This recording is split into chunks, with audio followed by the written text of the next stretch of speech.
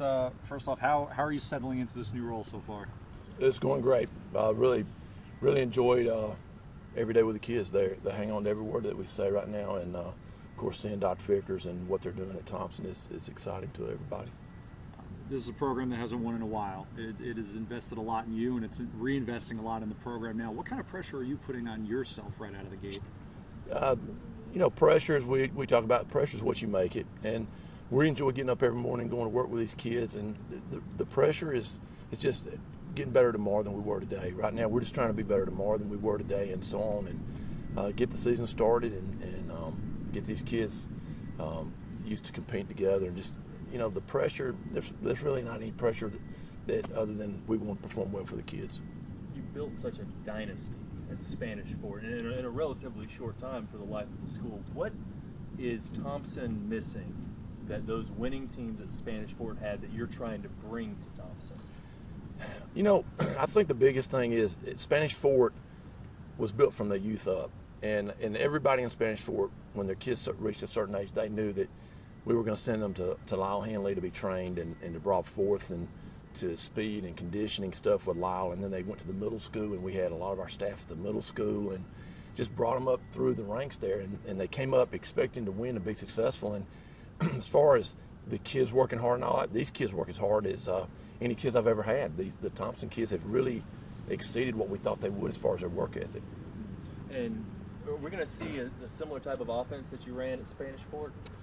We hope so. That's what we do, and we've got to make it fit what we've got down there right now. But yeah, we're going to be playing about as fast as we can go, and depending on our defense early in the year. And like I said, but yeah, it's been successful for us for a lot of years, and we're not going to get away from what we believe in. Those Toros defenses were always really tough too. So defensively, philosophy-wise, what are you trying to bring? The same thing that we did there, intensity. Our defense has always been so well coached. Sean and them do a great job of working the kids on the things that they've got to expect to do, and then we just ask the kids to go out and play fast and play hungry and enjoy playing football. And that's the thing that we've got to get these kids here is to go out there and understand that.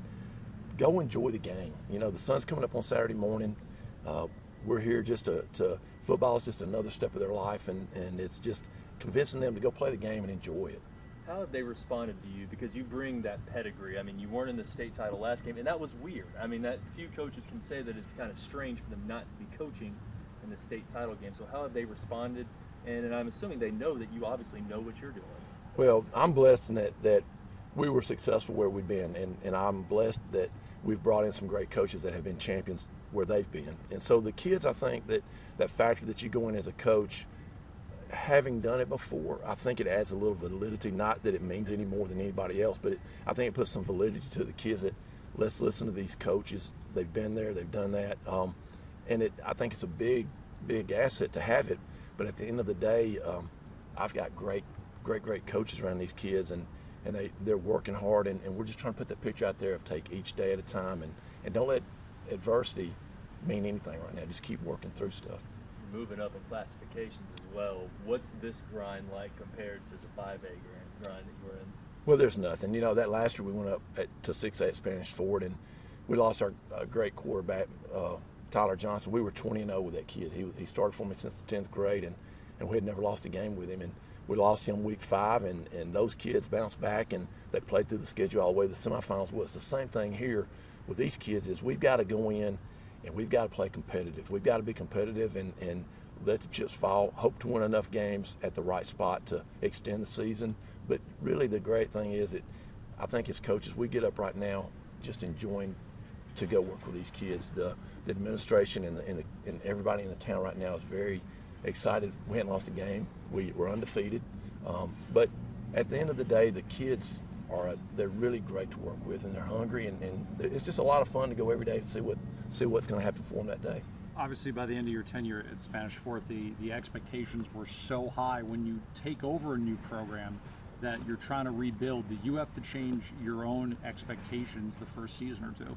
You do, and that's what we talk about every day is you don't lower your expectations, but you slow down the progress maybe of getting there.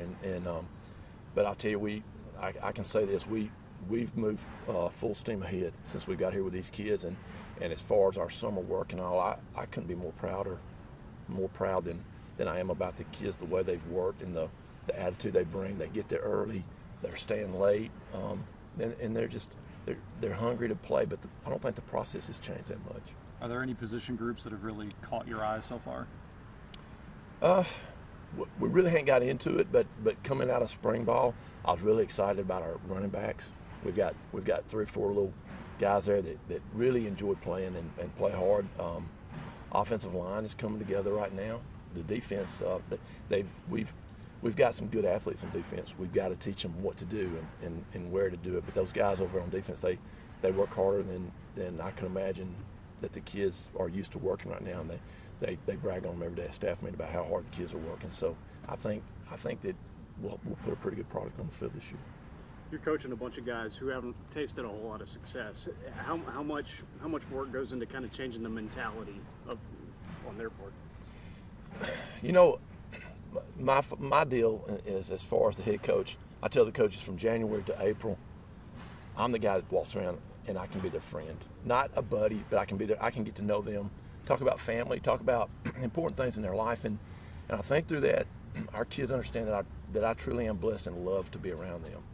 And I think that they understand that us as coaches, we love them, and I think they love us back right now. I think that's a big thing, because I've always told younger coaches that ask about success, I believe that a kid and a coach, that when you come down to late in the ball game, fourth quarter, and it's on the line, you've got to have great fundamentals and great technique. But when you love each other and you mean it, some way things happen for you, that you try a little bit harder, or you look around at your teammates and you've got too much invested to not be successful. So I think the fact of having 4 months to be with the kids and not be really the guy that has to be getting on them, you know, because come April, May, I got to be that head coach, and it gives our guys a great opportunity to form their relationships and earn their respect from the kids too. So it's worked for us the last 5 or 6 years, and you know, I think our kids genuinely know that we care about them, and the coaches know that the kids care about them.